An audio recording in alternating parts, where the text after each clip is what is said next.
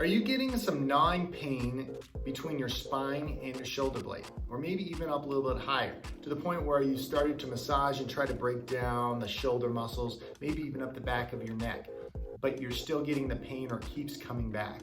Well, it's possible that there's something else going on there.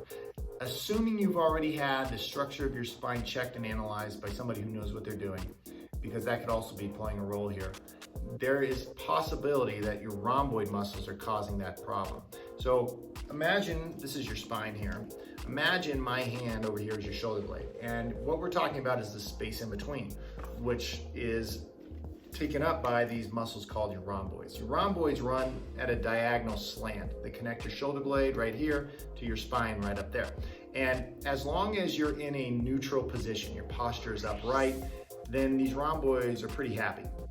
When you start to round forward though, because you're working at a desk or a computer, then when you look at the rhomboids, they're really stretched and upset because they're trying to keep shoulder blade and the rounding that's happening with your upper spine closer together, not further apart.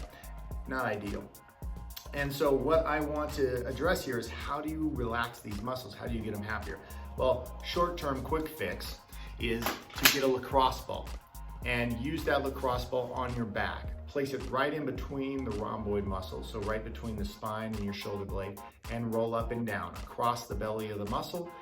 That will help to break down any of the trigger points. You'll know because it'll be extremely painful when you first get on the ball. That's the first step. Again, short-term relief.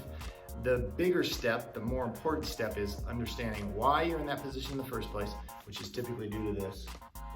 And what needs to happen is the opposite, which is becoming more upright. Now, when I tell people to sit up tall or become more upright, most people do this, which flares the rib cage out, but it creates even more pressure in the middle and the lower part of your spine. It's not ideal long term. It's actually doing more harm than good.